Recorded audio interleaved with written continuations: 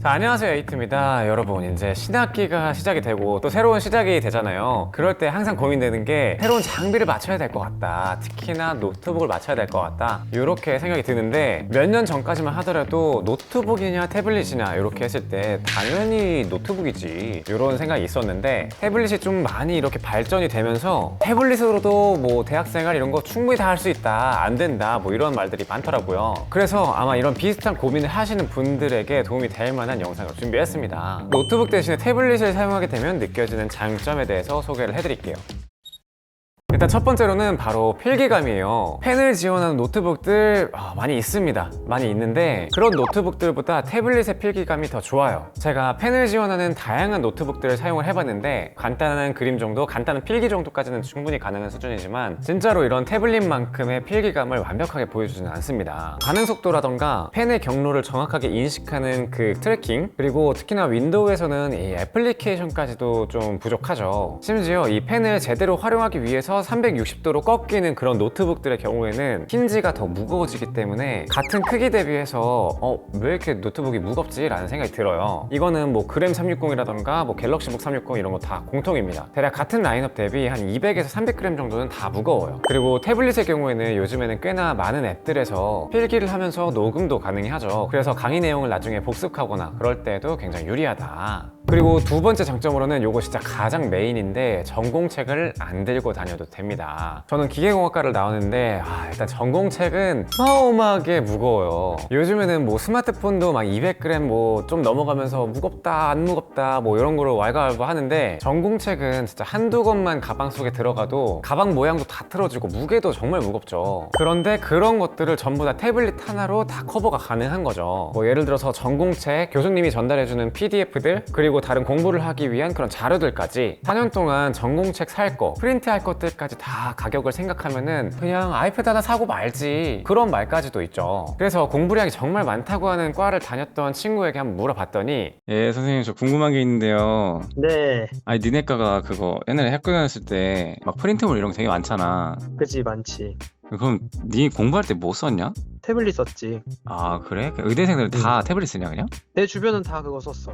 아, 그래? 책이 많나? 많지. 엄청 많아. 어느 정도인데? 내가 이전에 다니던 학교에서는 들고 다닐만 했는데, 의대는 이게 비교할 정도가 아니야. 엄청 많아. 너무 많아서 필기할 양도 많고, 그래서 태블릿 샀지. 무게가 확실히 줄긴 주네. 그치. 야, 그 프린트 같은 거 많으면은 뭐 엄청 많다던데, 한 학기 막 쌓으면은 대충 어느 정도 되는 거야? 내 주변에 태블릿 안 쓰는 애들 물어보니까 한 학기 모으면은 거의 자기 키만큼 쌓인다고 막. 그 정도라고? 엄청 많아. 근데 뭐 그거 다 보는 건 아니긴 한데, 그래도 그 정도 돼 진짜. 다 모으면은 거의 태블릿 뽕 뽑고도 남지. 태블릿 한 9억에는 사지. 자, 이렇다고 합니다. 실제로 저도 기계공학과를 다니면서 PPT 자료 같은 거 이제 출력을 하는데 종이값도 아깝기도 하고 너무 부피도 많이 나가니까 이거를 4장으로 이렇게 뽑아가지고 공부했던 거, 그런 거 다들 기억이 있으실 텐데, 그렇게 하더라도 진짜 한 학기에 거의 가방이 꽉 차는 그 정도 수준까지 이렇게 들고 다녔던 것 같아요. 아무튼 이 무게에서는 정말 압도적으로 태블릿이 가볍고 부피도 적게 차지한다. 노트북이랑 태블릿 둘 다 들고 다닌다 하더라도 시험 기간에 전공책이랑 이런 거 다 들고 다니는 거 생각을 하면은 그냥 노트북이랑 태블릿 합쳐가지고 그냥 2kg 들고 다니는 게 훨씬 더 가볍다. 그리고 세 번째로는 이 노트북에 비해서 배터리도 오래 갑니다. 그냥 이건 가볍게 스마트폰 생각하시면 돼요. 그냥 적당히 뭐 밥 먹을 때 뭐 카톡하고 유튜브 보고 음악 듣고 막 이런 정도는 충분히 하루 종일 가능하잖아요. 태블릿도 뭐 몇 시간 공부하는 정도는 충분히 버텨주면서 뭐 인강 듣는 거 이런 거 전부 다 충분히 버텨줍니다. 반면에 노트북의 경우에는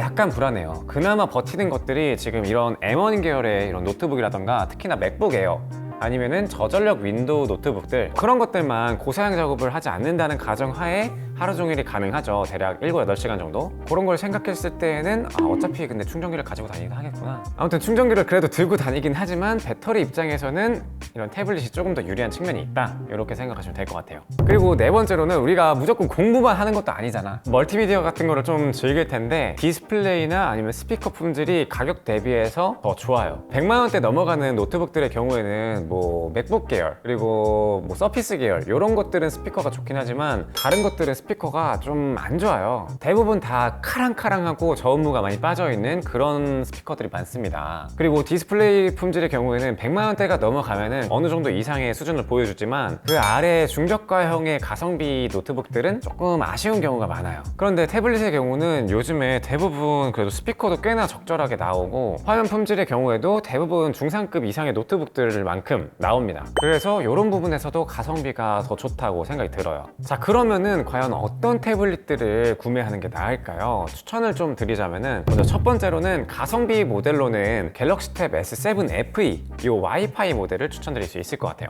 성능이 조금 떨어졌던 LTE 모델보다 조금 더 가격이 저렴하면서 칩셋도 더 좋은 거로 바뀌어서 나왔던 와이파이 모델이 뭐 불과 한 달 만에 나와가지고 와 이거 좀 기만 아니냐 이런 식으로 논란이 됐던 적이 있던 제품이었는데 뭐 어찌됐든 간에 지금 구입하기에는 상당히 괜찮습니다. 앱을 처음 구동할 때 그럴 때는 조금 버벅임이 있긴 있어요. 그런데 한번 구동하고 나서 이제 아예 공부를 하고 막 그럴 때는 버벅임이 별로 안 보이니까 필기를 하면서 공부할 때 무리가 있는 수준은 전혀 아니에요. 특히나 가성비 제품을 구입할 때 갤럭시 탭을 많이 추천드리는 이유는 요 S펜을 기본으로 준다는 점입니다. 제가 검색을 해보니까 갤럭시 탭 S7 FE 와이파이 모델을 한 59만 원 정도에 구매를 할 수 있는 것 같아요. 펜슬만 10만 원이 넘어가는 요 아이패드 계열보다는 훨씬 더 저렴하죠. 그렇다면 뭐 필기감이 안 좋냐? 아니요. 오히려 필기감은 S펜이 사실 더 좋습니다. 아이패드의 경우에는 좀 그림 그리시는 분들에게 좀 적절하다 이런 말이 좀 지배적인 것 같고 손글씨 쓰는 거는 S펜이 더 좋다 이런 게 대중적인 것 같고 저도 그런 의견을 가지고 있습니다. 아이패드는 약간 그냥 유리에 쓰는 그런 느낌이 나죠. 주사율과 칩셋 성능 때문에 약간의 버벅임이 좀 있긴 하지만 지금 시점에 필기용으로 가성비로 사용하기에는 굉장히 좋은 제품이다 이런 생각이 들어요. 그리고 두 번째로는 아이패드 에어 5세대인데요. 전천으로 사용하기에 너무 좋은 제품이다 라는 생각이 들어요. 아이패드 미니와 아이패드 프로 사이에서 딱 11인치의 적당한 크기로 구성되어 있어가지고 필기하기에도 작은 느낌도 딱히 없고 뭐 영상 시청을 하기에도 딱히 부족함이 없는 크기고 그렇다고 너무 커서 뭐 휴대하기 부담스럽다 이런 것도 없고 성능이야 말해 뭐예요. 성능도 너무 좋죠. 그런데 단 하나의 단점은 이제 에어 가격이 거의 끝판왕급의 가격으로 치솟아 버렸다. 와이파이 64기가 모델이 공홈 기준으로는 92만 9천 원이에요. 그래서 64기가는 좀 적지 않나 이런 생각이 들어서 그 다음 용량을 보면은